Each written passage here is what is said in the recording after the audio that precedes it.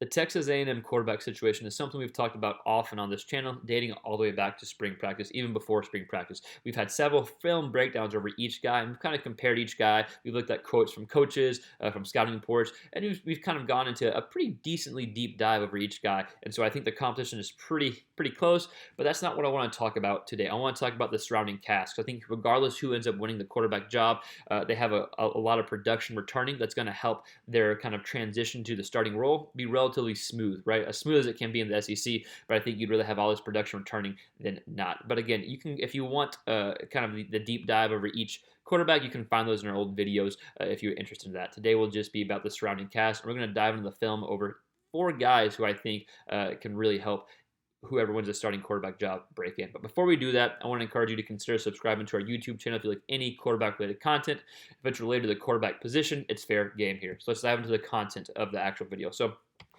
the Aggies returned their top 3 rushers. Technically, Kellen Mond was number 3, but if we exclude him, they returned the top 3 rushers. So having a new quarterback being able to rely on the running game and knowing that more times than not you're going to be set up with a potentially successful second down, third down is going to be very helpful in that transition for a new starter, right? So you got your top running backs returning. You got 3 guys who can touch the ball from the backfield and make big plays. Next, you pretty much have all your returning production from the wideout position / tight end position. I'm not sure the exact numbers, but if you look, their top 5, 6-ish type guys are all returning, and they all have had success somehow, some way, whether in 2020 or 2019. So I want to look at the returning production from the guys who will be able to be distributed the ball to. So I'm not going to talk too much about the offensive line because I want to talk about the actual playmakers here. So again, they return the top 3 rushers, and the majority of all their pass catchers are returning. So I want to look at Nnia Smith, Isaiah Spiller, Jalen Watermeyer, and then, of course, Chase Lane, the outside receiver, because I think they all affect the passing game relatively different. Of course, there are other guys I've left out that are going to be big contributors, but for the sake of the video, I'm kind of looking at these top 4 guys. Nnia Smith, maybe my favorite guy for a new quarterback for the simple fact he's that slot receiver. He's going to be able to get open and get into space quick, and he's going to be in the backfield as well. So I think he's going to be able to set up throws for your quarterback, catch the ball in space, and turn a 5-yard gain into a 20, 25-yard gain. Isaiah Spiller, of course, huge. He'll be the guy getting the majority of the carries from the backfield, but he can also catch out of the backfield, and he can line up in different positions and catch the ball as well. So he's going to be another huge position for the new quarterback to rely on, especially getting that running game going. Tight end. So I know Jalen Watermeyer had a fantastic past 2 seasons. They have returning Baylor Cup, who can hopefully stay healthy and stay in the field.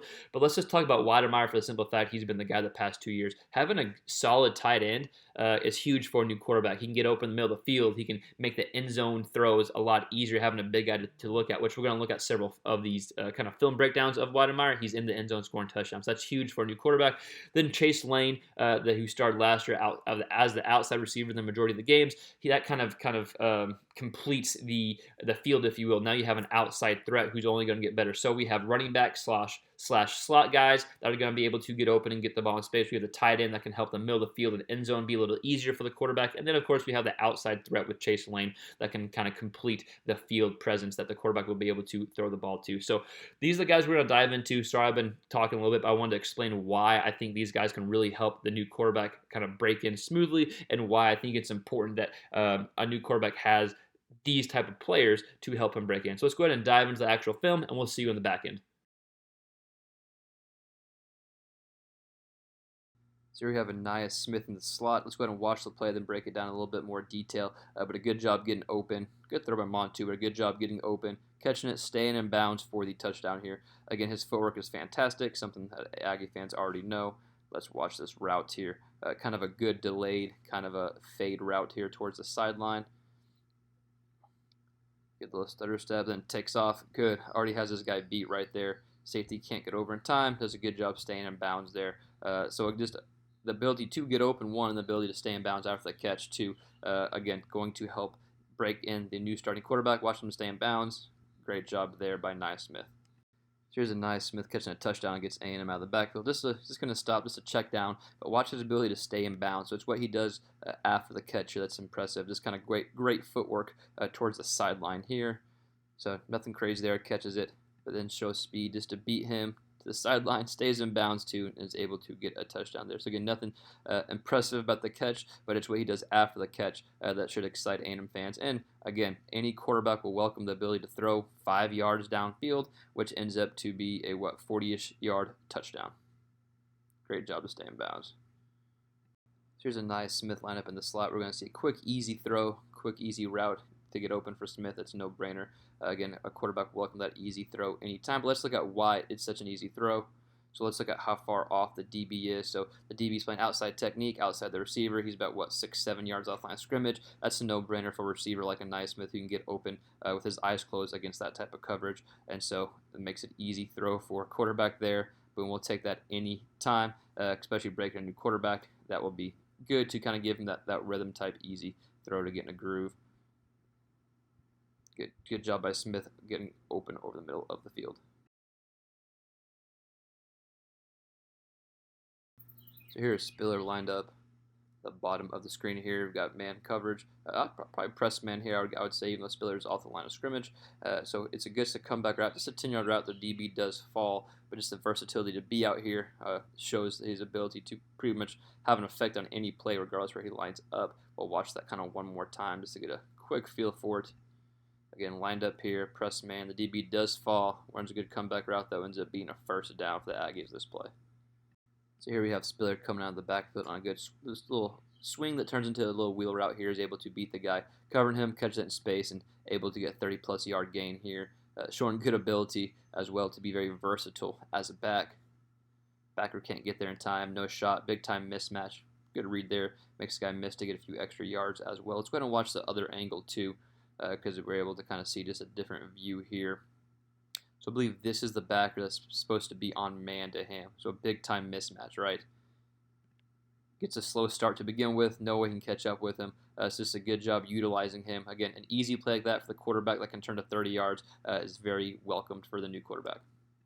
So here's a great run by Spiller here. And when you have a running back that can do this on any given play, that's only going to make the quarterback's job easy. The biggest thing I want you to see here is making the guy miss in space.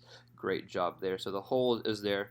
So it's good acceleration to hit, but most running backs can do that. What really separates him is his ability to make this guy miss. Open field, quick step, whoop, gets him turned around, able to hit up here, and is in for a big 50-plus yard gain there that puts the Aggies in good position there. So that's only going to help the passing game, and whoever is the quarterback at A&M, that will only help them and get them comfortable. Let's watch this angle here. Again, here's the safety that Spiller be making miss. This is the only run play we'll show if Spiller's just too good not to show. It's a great example. Open space, no chance, gets upfield. So again, having that guy to run it from the backfield or hit him outside with a pass is going to be huge for the new quarterback.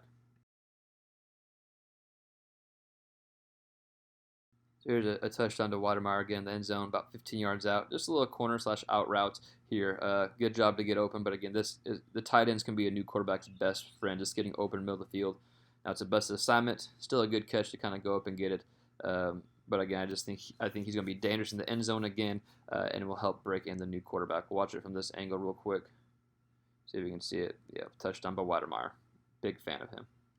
Here's a touchdown by the tight end Watermeyer. We'll see just kind of a corner out to the corner of the end zone, and a good job going over the DB and catching the ball. Again, a tight end can be a new quarterback's best friend, especially when you have two tight ends that the Aggies have, with Cup coming back, excuse me if I mispronounced it.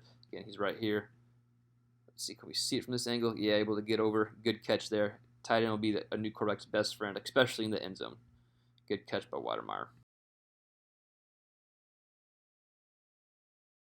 So here's the only clip that we'll show of Chase Lane, outside receiver right here.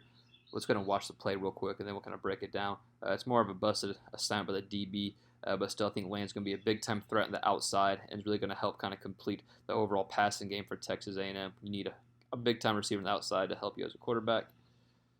So we'll kind of see how he gets open here. Again, off technique again.